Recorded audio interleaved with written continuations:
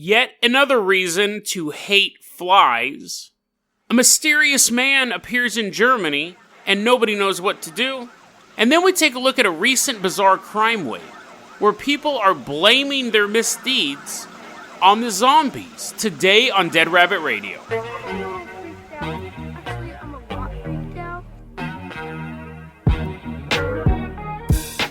Hey everyone, welcome back to another episode of Dead Rabbit Radio. I'm your host, Jason Carpenter. I'm having a great day. I hope you guys are having a great day too. Coming up to the weekend, I hope you guys have an awesome, fun, and safe weekend. We're going to go ahead and get started here. We got a lot of stuff to cover, so let's board the Carpenter Copter. Get on, go, go, go. You're like, dude, I just started the podcast. Why are you rushing me? I'm pushing you at this point. Get up. Push you into the Carpenter Copter. Kind of roll around.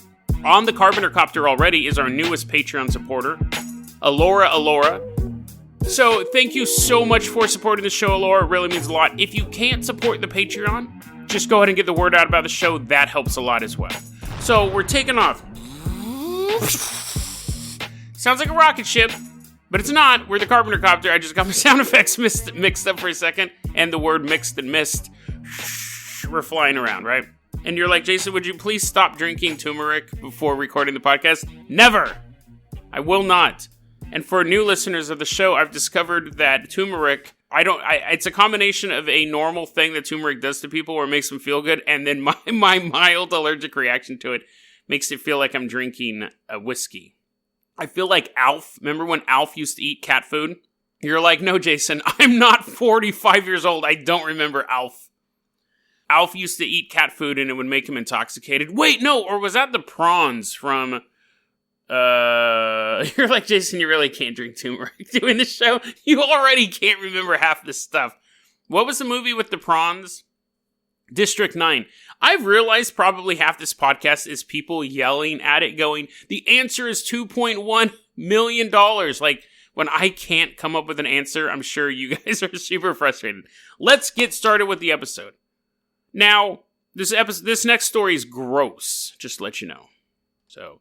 if you're eating noodles or top ramen or broth with a single noodle in it or anything noodly, if you're singing the song Yankee Doodle Dandy, wait, does that have a noodle in it? The Yankee Doodle went to town riding on a pony. It's like a feather in his head. Called it macaroni. I guess macaroni's a noodle. So anyways, did you know macaroni was a term for like a fashionable person? And basically it was a British song making fun of Americans, like, oh, look, I'm going to put this feather in my cap and say how fashionable I am. And the Americans loved the song so much, they took it. That's hilarious, dude. Don't insult an American. We'll just take it and turn it into a top 40 song. So, where was it? Oh, yes, eyes. So, wait, you didn't know I was going to talk about eyes. Okay. Anyways, I'm going to talk about eyeballs. So, eyeballs and noodles. So, if you don't like either of those, or if you love both of those so much, you don't want them ruined for you. You're like, no, don't ruin my eyes. Skip ahead. So anyways, the year is 2018. It's March. And there's this woman. Now, these people are unnamed because these are all medical journal stuff. So again, you know this is going to be gross. But since we have a new Patreon subscriber, Alora, we're going to have Alora as this 68-year-old woman. She's running through Carmel Valley, California. The most delicious part of California. It's kind of sticky, though. So she's running through Carmel Valley, California, sorry. And she's just running. I mean, now, to be fair, I don't run at 43. The fact that she's 68 and running, kudos. I couldn't run from a pack of Jaguars at this point. I mean, I could probably bench her, but I definitely couldn't outrun her. Anyway, 68-year-old woman is running, and she turns a corner, and she gets hit in the face with a bunch of flies. Now, it's not like someone had flies, was hiding there and threw them at her. It was just a giant swarm of flies flying in one direction. She's running in another one. She turns a corner. They hit her in the face so violently, she says that she's spitting them out of her mouth. So it's not like 3 or 4 flies. It's like... remember in, like, Bugs Bunny cartoons where, like, the bugs would make a hammer and, like, mallet down Daffy Duck or whatever? Like that. It's that many flies. It was so dense. They were hitting her eyeballs and going into her mouth. She's all, spitting them out. And then we're moving ahead a month. So now we're in April 2018. And this woman, she's like, oh, Laura's going, oh, my eyeball. Oh, my right eyeball hurts so bad. It's super irritated. Okay, so now you guys know where this is going. She starts flushing her eye out. She starts putting water in it. And she pulls out, as she's flushing it out, she pulls out a 1/2-inch long worm. Ugh, that's so disgusting. And then at that point, I would immediately just go to the hospital. I'd go to the ER. I wouldn't run, because we've established I can't do that. I would just walk to the hospital, picking up heavy stuff as I'm going, get in there, and be like, I found a worm in my eye. She, though, looks in the mirror and realizes there's a second worm in her eye. So she peels that one off, tosses it down. I don't think she's throwing them away. I think she's probably saving them for the doctor. Next day, she goes to the doctor. Third worm in her eye. Ugh, just squirreling around in there. These things are called the Laxaria gulosa. The Laxaria gulosa. And what happens is they're normally found in cow eyeballs. Or maybe cows in general, but definitely cow eyeballs. Because there are these type of flies. They're called face flies. Didn't know these existed. People, we don't need Cthulhu to come here. Cthulhu already exists. If we have a thing called face flies, and they, quote, consume eye secretions, i.e., eat your tears, that is a demonic level insect. These face flies try to land on your eyeballs, they drink your tears, and then they lay eggs, and they get into your eyeball. Now, very, very common among cows, and here's the thing. At this point, people are going, this might actually be a bad sign that we have a disease, or we have this thing that's jumping species from cows to humans. And you go, well, bad luck, right? Well, this is the second time it's happened in 2 years. So the first time it happened in 2016, there was a woman in Oregon who got it. So that sucks, because I live up here. And now this woman, the first woman, she found 3 worms. Eventually a doctor found a 4th worm. The woman in Oregon, she had 15 worms in her eyeballs. Same thing, just flies kind of landed on her eyes. I think what was she doing? She was horseback riding. She got a bunch of flies on her. So when this happened back in 2016, and it happened to this one woman, she had 15 worms in her eyes, there was this quote, "This is almost certainly just an unfortunate random event." Because it's going to happen once in a million years, or maybe once in a million minutes. I don't know. I don't know how random or rare it is. But when it happened in 2016, the medical community goes, oh, that sucks. I mean, it was bound to happen at some point. The fact that it's happened again just 2 years later makes people think, or the medical community think, this isn't a random, rare... If it was a statistical anomaly to happen the first time, the fact that it's happened twice in 2 years means that this may be an emerging zootronic disease, or zootonic disease. What's the actual word here? Yeah, sorry, neither of those. Zoonotic disease. So, watch your eyeballs, guys. I hate flies. Flies are the worst, man. They're landing on stuff. What are they good for, anyways? I've become a fly... I'm a racist against flies. I hate them. I remember once I took a BB gun... Nah, never mind. I'm not going to tell that story. Anyways, let's go ahead and move on to our next topic here. You're like, Jason, just tell the story. Never. So we're going to go ahead and move on to, let's hop back in the Carpenter Copter. I was wearing goggles the whole time, too. After telling you that story, you're like, your eyes are all swelling up. You're like, why didn't you tell me to bring goggles? I'm like, yeah, I'm that kind of podcast host. I like to see my listeners suffer. Let's hop back in the Carpenter Copter. There's a little eye wash station in the back. You're washing your eyes. I'm all, I put hot pepper in the eye wash station. You're all, ah! But your eyes burn now, but it did kill off all the worms. So, see, I did it. I did it out of love. I caused you that pain because I wanted to get the worms out of your eyes. We're now flying to Germany. And we're going back in time to the year 1851. Now, we're going to a place called Frankfurt an der Oder. Frankfurt an der Oder. So we're just going to call it Frankfurt for short. And we landed there. Whole town's made of hot dogs. You guys saw that joke coming a mile away. Don't even complain or groan about that one. Helicopter lands on a giant bun. Okay, you didn't see that joke coming. The helicopter lands on a giant bun. We get out. Forks and spoons. Forks and knives. Wait, who eats hot dogs with forks and knives? Never mind. We're walking around Hot Dog Town, and it's 1851. And there is a dude standing in the middle of town, and everyone's like, whoa, huh? What's up with this guy, huh? Apparently, they're all extras from Bill and Ted's Excellent Adventure in this town. Whoa, dude. Who is he? We're walking through the crowd, and there's this guy just standing there in the middle of the crowd, and we're like, So we walk up to him, and we're like pushing these villagers out of the way, or get out of the way. Americans on the move, go, go, go. Although half my audience isn't from America, you're technically U.S. citizens when you listen to this show, whether you like it or not. So we're pushing all these Germans out of the way, get out of the way, get out of the way. Hey, what's your name? And he turns to us and he goes, I'm Jophar Vorin. And we're like, that's weird. Do you not know how to pronounce your own name? And he goes, well, I'm assuming the person telling the story doesn't know how to pronounce my own name. I'm going to say it slowly this time. Jophar Vorin. My name is Jophar Vorin. We're like, okay, that's better. Thank you for pronouncing your name correctly. So what happened was one day, everyone in this village town is hanging out, and this dude, Jophar, shows up. Mispronounced it again already. Call him Joe. Joe shows up into town, and everyone's like, whoa, that's weird. What is this guy doing here? And he speaks a little bit of German, just a little bit. Probably more than I do. I can say Guten Tag, and, yeah, definitely he can speak more German than I can. He comes into town, and he's like, hey, guys, I need to sit down. I've been on a long journey. Kind of sits down, and they're like, what's going on? And he's like, well, listen, I'm trying to find my brother. Do you guys happen to know where my brother is? And they're like, who's your brother? And he's like, oh, yeah, I guess I should have told you that part first. Starts describing his brother, and everyone's like, nah, I don't know who you're talking about. And he's like, listen, man, I'm all the way from Laxaria, and I got to come out here, and I'm trying to find my brother. We came across the ocean. Like, I know he's here, but I can't find him. This is 1851. This isn't caveman days. I mean, people have been around the world and stuff like that. Aqua's #1 hit around the world is just bumping all over in raves in Germany here in 1851. People know geography, and people are like, what? What's Laxaria? Never heard of that place.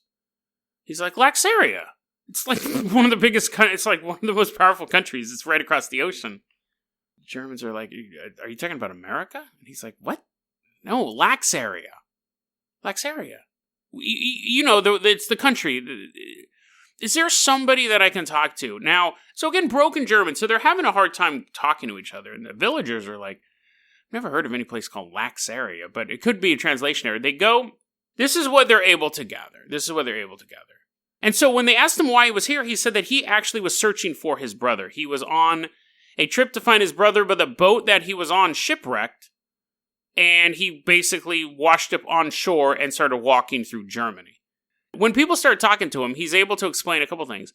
German is not his native language, obviously. His native languages are Laxarian and Abrium. People are like, those aren't real languages. And he's like, yes, they are. He also says that he worships a religion called Ipspation. And when asked to describe what Ipstation is, basically was Christianity. So people in town are like, what is good? It has to be a language issue. There has to be a language issue here. It must be trying to say Christian. He's saying this other word. Doesn't make sense. But they eventually get the elders of the town involved, and the elders in town sit and talk to him for a while, and they come up and they go, this guy's legit. Like, he's not getting these words mixed up. He actually worships something called Ispation. And he speaks these weird languages, and he says he's from this country, Laxaria. It's not a translation error. He's actually from Laxaria. Eventually, though, this story reaches not just the elders of town, but the learned people in Berlin, the power structure, and they go, we need to talk to this guy. At the very least, we're going to laugh at him because his German sucks. At the very most, maybe there's a mystery to unravel. He goes to Berlin, and he's never heard from again. He's lost to history. Now, that is a real story that was published long time ago. It's not an urban legend. It's not like the Man of Taured, which is a very famous version of the same type of story. A man magically appears in our reality, saying he's from somewhere else. We can trace that story back to about the 70s which technically is when the story's supposed to take place, but we can trace it back to one paragraph in a book about missing people. There's no documentation before that book was published. If you're interested, I did an episode on the Manitorid. I think it's like episode 30 or something like that, a long time ago. But this is the same type of thing. Unlike the Manitorid, we actually have a news article printed in the year 1851 involving this story. About a man named Jophar Vorin who showed up in Germany and had a hard time speaking the language. All the details and more are in this news article. It ends with this. The sages of Frankfurt on the Oder, after much examination of the tale and its bearer, have come to the conclusion that it is true. Some men believe things because they are incredible. However, Jophar Vorin has been carefully dispatched to Berlin and is now the subject of much scientific and curious gossip in the Prussian capital. What mystification hides under the story, time will probably show. Which is interesting because it didn't. We don't have any more information on what happened to this guy after he went to Berlin. So you go, whoa, there's actually a newspaper that printed a story about a guy who magically appeared and then got lost again to history. Here's the thing. Yes, that is true. It was published in a newspaper. Well, let me rephrase that. It was published in something called a newspaper. This may have been made up because apparently at the time there was a tax. There was a British stamp tax, and part of that tax was if you published fiction or a magazine, you had to pay a tax. But if you published a newspaper, you didn't have to pay the tax. So Edward Lloyd at this time started publishing stuff with fiction in it, but called it a newspaper. And then after a while, the British government, he started doing that like in 1840s. And then the British government got wise to it, and they're like, what, cats don't talk? And why is H.G. Wells' Time Machine in the newspaper? And way before it was even published. How was it in here? Because Time Machine, obviously. You have to stop doing that. And so Edward Lloyd was like, sorry for trying to rip off the British government. And then started publishing actual news in the newspaper. Is this story true? You know, the world is so vast and huge that it wouldn't shock me if out of 7 billion people, everyone just kind of pops in from another dimension or another reality. Because that's pretty much what this would be.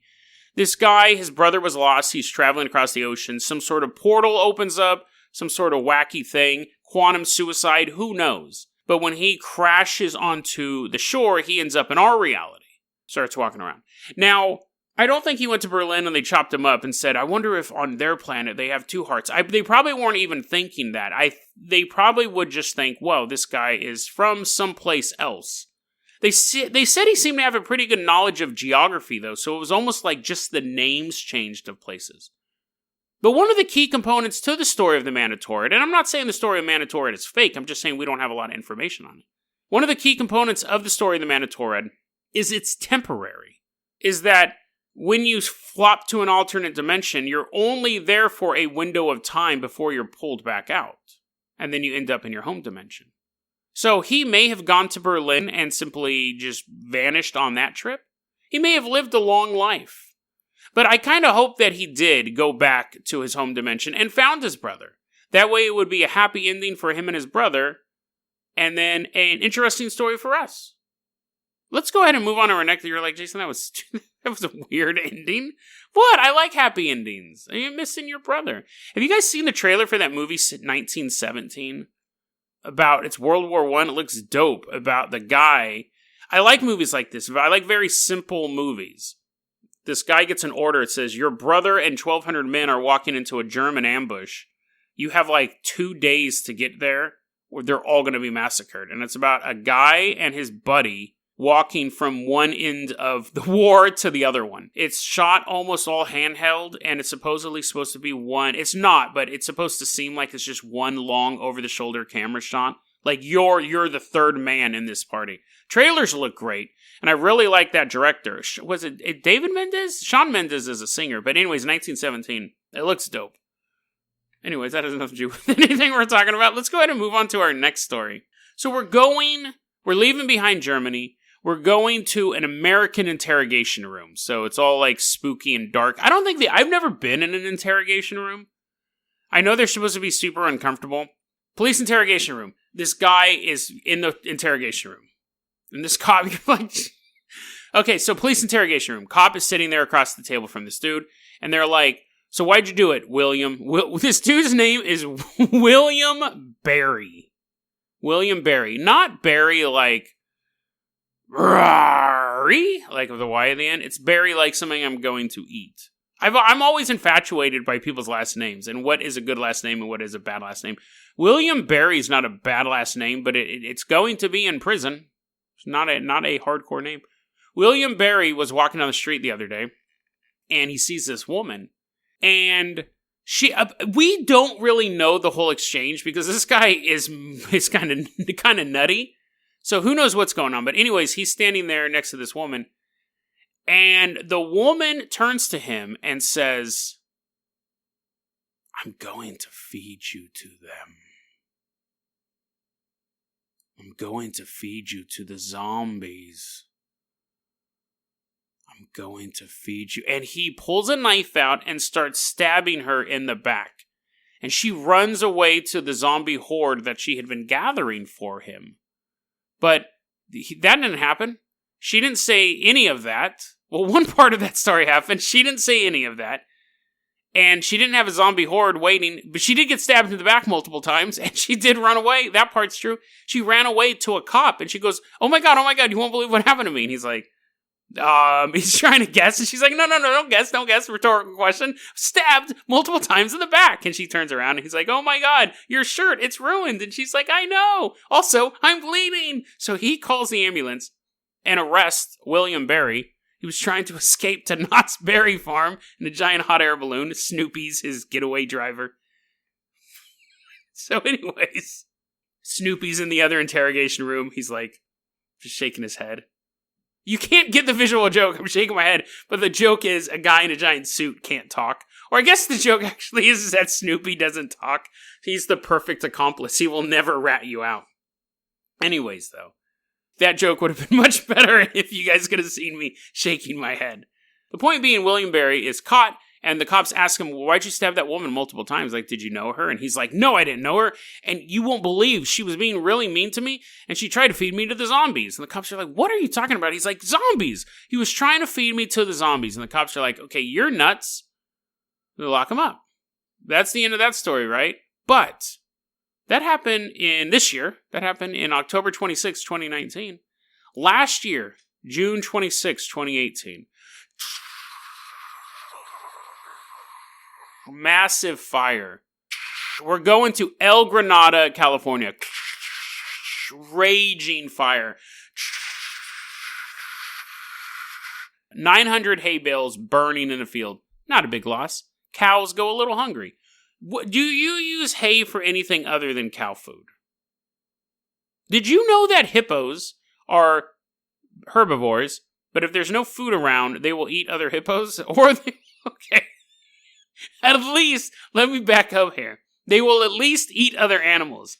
I believe they will eat other hippos, because hippos are animals, and I was reading stuff about cannibals recently, cannibal animals.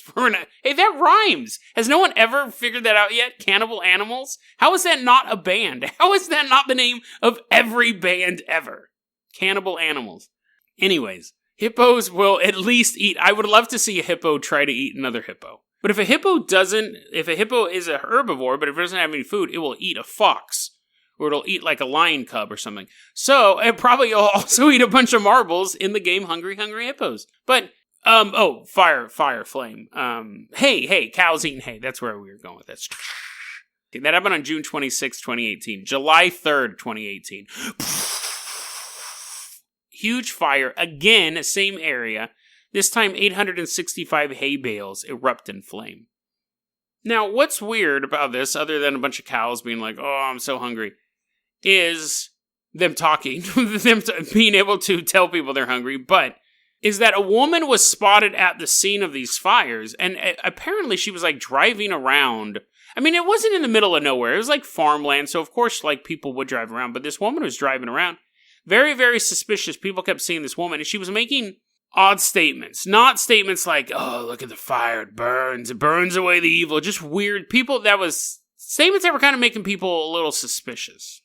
Firefighters were seeing her and everything like that. So eventually she does get tracked down. She gets arrested. Monica Louise Berlin, 39. She's 39 years old.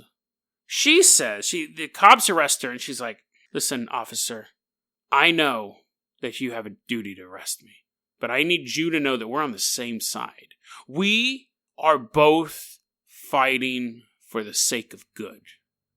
You get that, right? You and me, we're same sides of the opposite coin. He's like, I think you got that phrase backwards. She's like, yes, you're right. We're different sides of the same coin. You see, you fight with a badge and a gun. I fight with fire and hay. So what are you talking about? The zombies. See, I know that there's a cult operating in the area, a doomsday cult. And part of their plan was to use the hay bales. They were going to move them. They were going to get their zombie slaves to move the hay to block the roads. And so when doomsday came, the zombies would descend on the town of El Granada, the shining jewel of California. Everyone knows where this place is. And the zombies would come into town, and we would go to escape. The hay would be blocking the road. We'd be trapped. And it would be just one long smorgasbord. Smorgasbord, I meant to say. We would have been killed. But I saved us by burning all those hay bales. You're welcome, officer. You're welcome. Now, obviously, she gets charged with felony arson, destruction of property, all sorts of stuff. I have two questions about that. One, is there a cult in the area? Most likely not. But, again, conspiracy theorists, there might be. Two, those aren't real zombies. I guess that's not really a question, but real zombies don't push hay. Like, that, and I'm not going to end this with an argument. I'm not going to end this episode on an argument with what real zombies are. This is my concern with these type of stories. We got these two crazy people saying that, and this is just stuff that's happened recently. There's always a weirdo story about a guy believing that zombies are attacking and he's taking pot shots out in the dark, or the zombie apocalypse is coming and the family's running to go prep somewhere, whatever. This is my concern with this stuff. It's the boy who cried wolf. The other day I made a passing comment that, zombies are kind of passé at this point. But it is a possible threat. Not the dead coming back to life, not so much, but any sort of infection, any sort of disease that changes the way the brain works. Coupled with the fact that we got 7 billion people on the planet, coupled with the fact that diseases are crossing from cow eyeballs to human eyeballs, it's not irrational to think that at some point a disease may emerge that makes people act like zombies. Not necessarily be zombies, but act like zombies. And what happens is whenever one of these crazy people walks around and does something stupid and goes, "This is zombies," people laugh. It's great because they tend to happen around Halloween because people are preoccupied with that stuff, or at least it gets reported around then, and Walking Dead ratings go up and all that stuff. But what happens is this is how the boy cries wolf. Someday a newspaper article will appear, and it'll be, "Man believes that town is under influence of zombies, shoots mayor." Now that's a bad... First off, that headline's backwards. It should be the mayor gets shot first, but that's obviously, you'd be like, oh, that's horrible, that guy shot that mayor. But these stories start happening with more and more frequency. You have people talking about quote-unquote zombies. You have people talking about being eaten alive, this fear. Something happened in the town. They got jumped by a couple homeless people, and one guy tried to take a bite out of them. And the article's like, zombie attack? It was the same thing we saw when that guy got his face eaten off in Florida. How it was really sensationalized, which, to be fair, that is a sensational story. But I'm just afraid that if these encounters start happening in small pieces, we're not going to realize it until the threat shows up. A man could have literally been standing on a street corner, totally minding his own business, and there's a woman waiting for the bus in front of him, and she's like, and then she turns to bite him, and then in self-defense, he stabs her to death.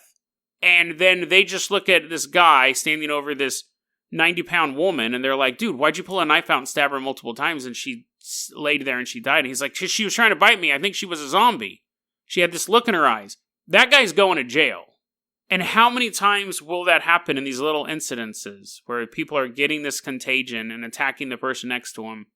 and it doesn't spread right away, or we don't know what the transmission vectors are, or maybe it does spread, but both people die so quickly in the melee that it just kind of ends there. How many times are these little stories going? These two guys were nuts. These two people were nuts. But how many times will these little stories pop up over the course of a time that are things that could have led us to realizing that, oh, this is actually a big threat. As zombies are knocking down your door, you're like, oh, I should have been paying closer attention to what was going on around me in the newspaper. If worms can hop from a cow's eyeball into your eyeball, just from a fly hitting your face, the way diseases are being transmitted are just way too... If that's the case, it's way too easy to be having this spread between animal and human diseases. And we're looking at stuff like rabies coupled with really any other disease. It could be a bad period of time for humanity.